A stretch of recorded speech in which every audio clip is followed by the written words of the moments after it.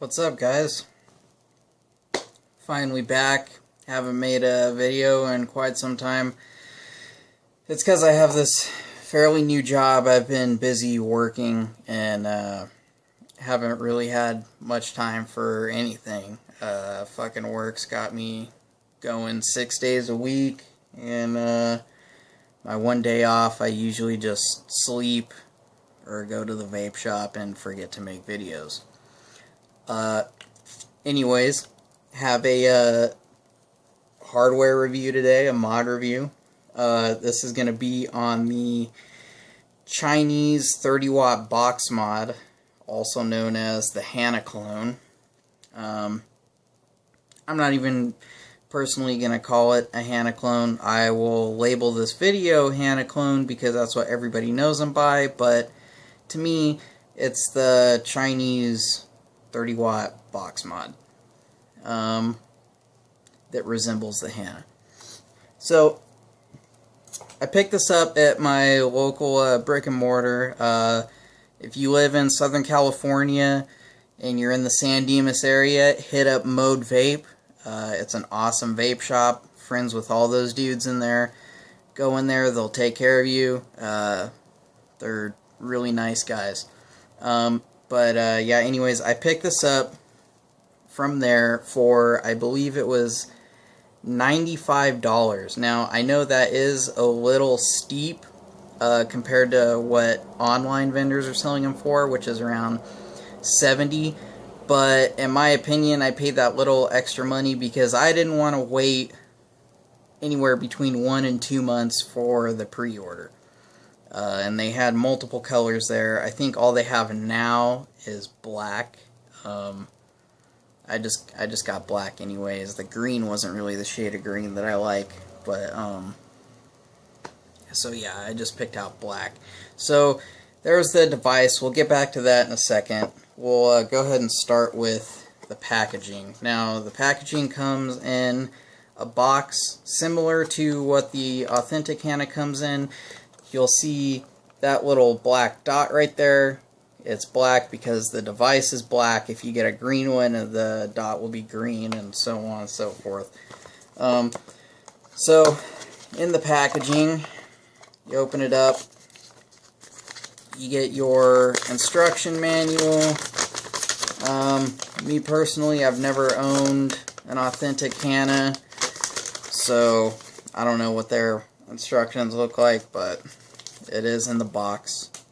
The device comes in some bubble wrap, and on the inside of the device, when you open it up, you'll get this little label in the battery tray that says, "Attention, battery must be installed in the proper position," because for those of you who don't know, the CHana does not have reverse battery protection, so if you were to, were putting your battery in a hurry and it was a flat top and you forgot what side was what, it'll fry your chip. So if you do get one of these and you're new to the whole CHana DNA kind of thing, just, be careful and pay attention which way you're putting your battery in.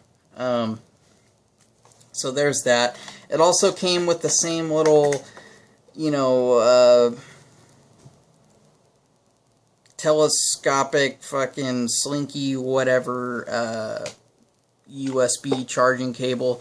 I've just been using my phone because I kind of think that even with the authentic one, the little cable they give you to charge it is a piece of shit. So I just use a solid cable. But it does come with one if you don't have one. So now on to the main event. So I've been using this for about a week now, and I gotta say, my buddy Damien, he also works at Mode Vape. If you ever go in there, say what's up to Damien, tell him, Vape Culture sent you. He'll take care of you. Yeah, I've been using this for about a week, and my buddy Damien has an authentic CHana, and as far as the way everything is and the placement of everything, it's it's 1-to-1 with the real one. That's what I think. The only thing that I've noticed with the clone versus the real one is the screen is a little bit brighter on the clone. The authentic has somewhat of a dim screen. One minor thing with this, when it goes to sleep like that, and sometimes you'll press the fire button. I don't know if it'll do it on camera right now, but... Okay, yeah. Sometimes it won't, when you press the fire button after it's been asleep, it won't activate. And sometimes with mine anyways, I have to press it sometimes 2 or 3 times in order for it to wake up. That's the only thing, the real, like, flaw, in my opinion, is.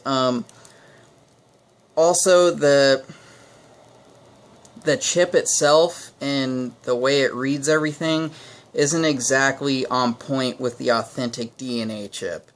But, you know, just keep in mind that you are paying a fraction of the price of what the real one costs. So, you know, it's not going to be perfect. And to be honest, from what I've heard, you kind of take a gamble when ordering an authentic CHana anyways. I've heard some cases, you know, where the connection's crooked, or, you know, just certain things. I've seen videos on YouTube as well. I'm sure a lot of you have too. So, you know, it is what it is. But the main reason why I went with the clone is because I personally haven't done a build in a dripper yet that fires on this the way I want it to. Now with the K-Fun, it works awesome. I get a nice warm vape. This is a 0.8 ohm coil at 19.5 watts, and it's super warm. I got some vanilla custard in here right now.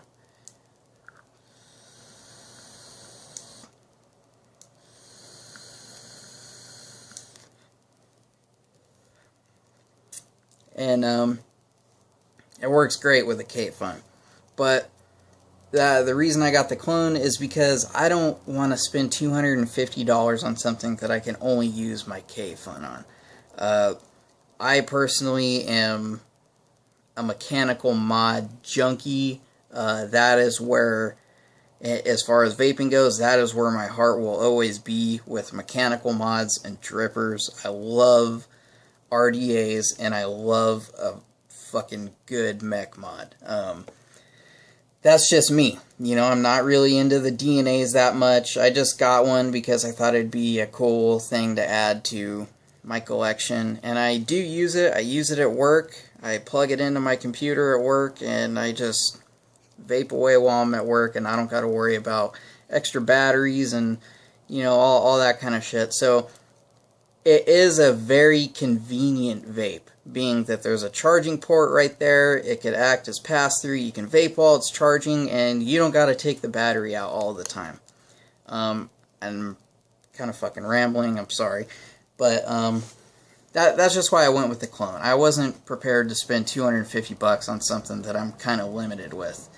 That's why I'm into mechanicals, because sky's the limit with a good mech mod. I'll go ahead and take the back plate off, and we'll check out the inside before we kind of go. Fucking A, sorry.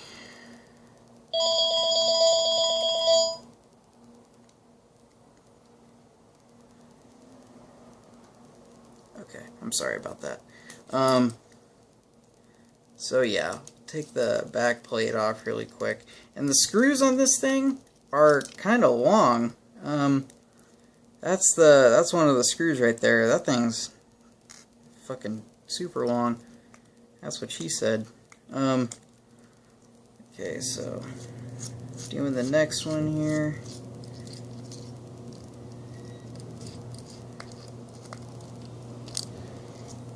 Okay. So take the back plate off, and there's the inside. I got a Sony VTC5 in there, And as you can see, it's just as clean as the authentic. The plate covering the wires is like a transparent red rather than a black. The stickers, now this is one thing that I like. I have been hearing stories that Trent from CHana Mods is pissed off because they're taking his logo, and you know, I understand that. You know, I understand where he's coming from. So I do like the fact that the Chinese went ahead and took the CHana Mods logos off the stickers and off the entire body itself and out of the boot screen when it's starting up. But yeah, so there's the inside of the device. I don't want to take my battery out because it's a pain in the ass to get back in. But there's some being made without this ledge right here. So the plate is just, it takes up the entire back rather than going underneath this plate right here. In my opinion, that's not too good, because if you were to get an atomizer that leaked, it could leak into that crack if this ledge wasn't there. But anyways, so yeah, there's the inside. Very clean presentation. I like the fact that this plate's here, so you can't really screw up the wires or anything, and that they put these stickers here. Now these stickers don't have a very good adhesive, so just keep that in mind, that when you get yours, you might the stickers might be coming up a little bit. But yeah, so we'll go ahead and put this back on. Also, I do recommend that when you put a battery in, you should just leave it in there, because this is an aluminum box, and these screws are tiny, and sometimes they're not that easy to get out. So it is possible that you strip the head of the screw or strip the threads on the box going in. So it would be wise to just have a dedicated battery in here, so you don't have to be taking the plate off all the time. Okay, that's back on. Okay, so the plate goes back on nice and neat. The buttons, super clicky. So that's very nice. The screen I have set to left hand. It's going to be backwards. So when you fire it, at the top you get your resistance, and the bottom you get your voltage going through. So at 19.5 watts, we can see that we get 3.9 volts at 19.5 watts. So like I said, it's not dead on with the authentic, but it's still a nice warm vape at 3.9 volts.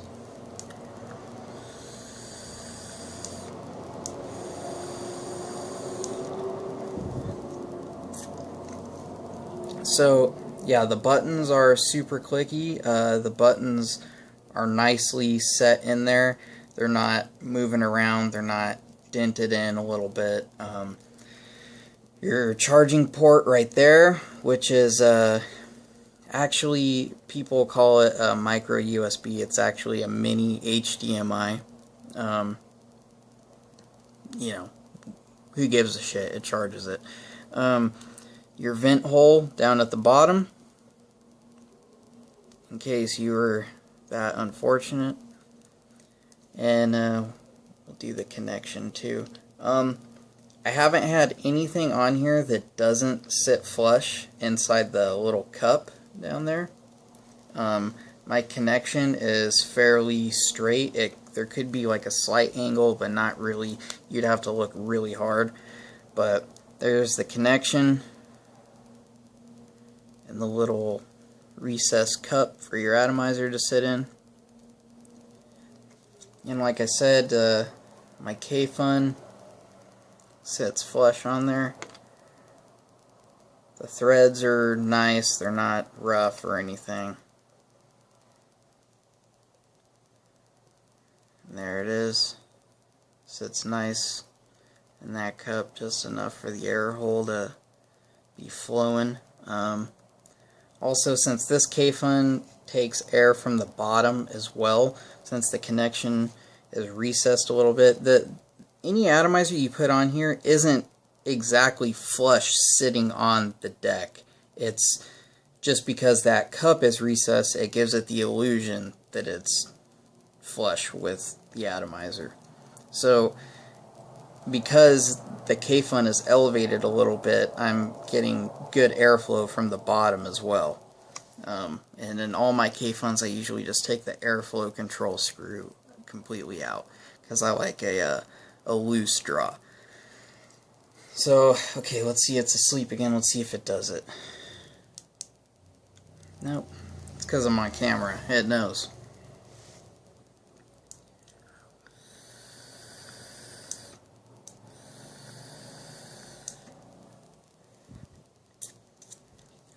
So yeah, guys, for, you know, 70 or even 90 bucks, it's worth it to me. You know, it's very good to have your K-Fun on. I think, you know, the fact that, in my opinion, it's only really good for a K-Fun. If you're just going to use your K-Fun on it, I think the clone will do you just fine. You know, whether it be authentic or a clone, nobody knows how long these chips in this box will last. I mean, I can guarantee you, whether it authentic or clone, they're not meant to last a lifetime.